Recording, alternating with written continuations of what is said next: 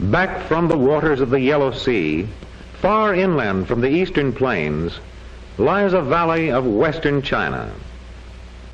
Cradling the valley are lofty chains of mountains to the east, to the north, and to the west. For longer than written history has recorded the deeds of men, these mountains have loomed in silence over life in the valley below. When did men first settle here? When did they learn to till the soil?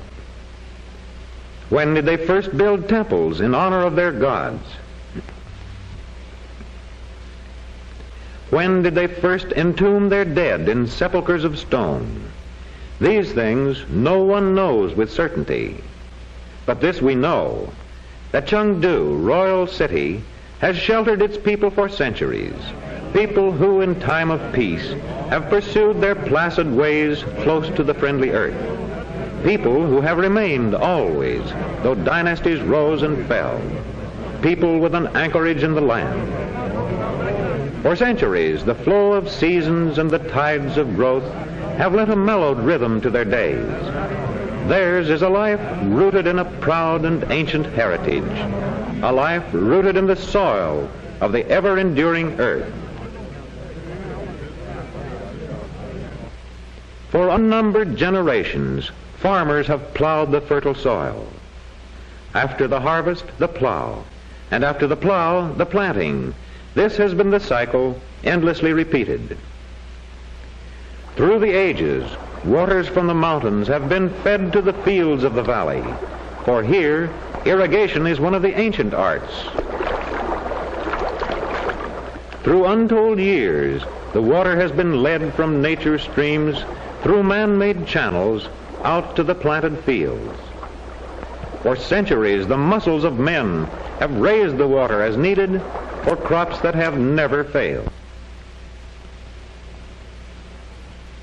On a map of enduring slate, the great engineer Li Ping laid out the plan of the system 2,000 years ago. Clearly cut in timeless stone, every detail was skillfully traced by the ancient engineer.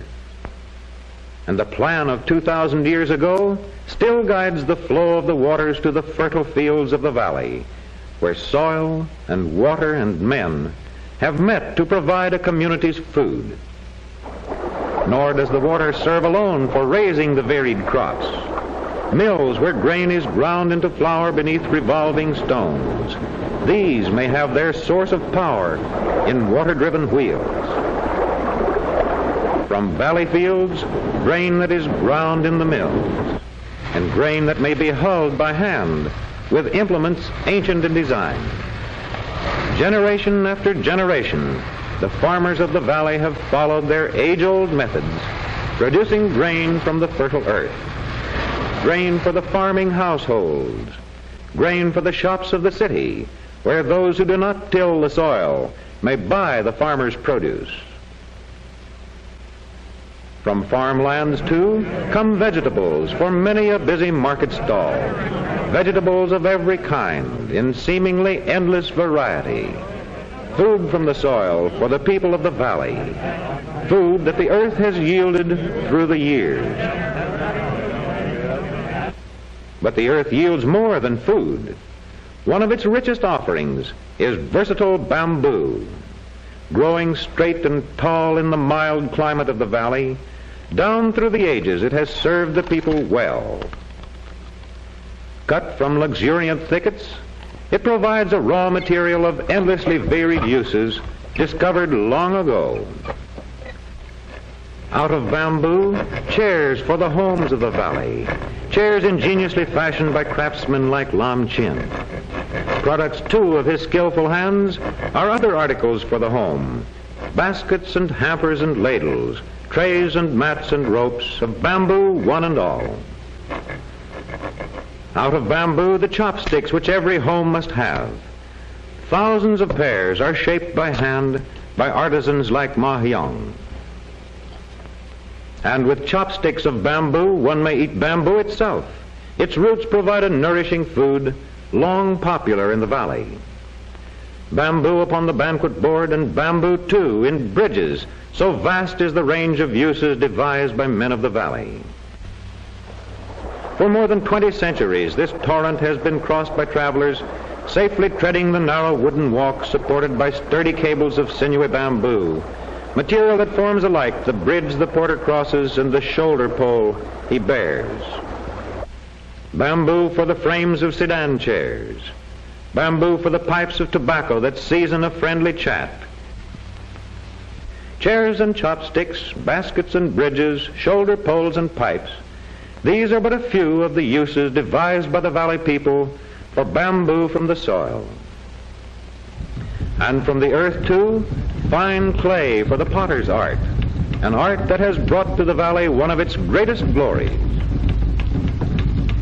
The craftsmanship of the potter of today is not of today alone. Its roots lie deep in traditional skill, perfected long ago. Through the classic dynasties of Tang and Sung and Ming, the potter's wheels revolved. Then, as now, was beauty shaped with patient artistry.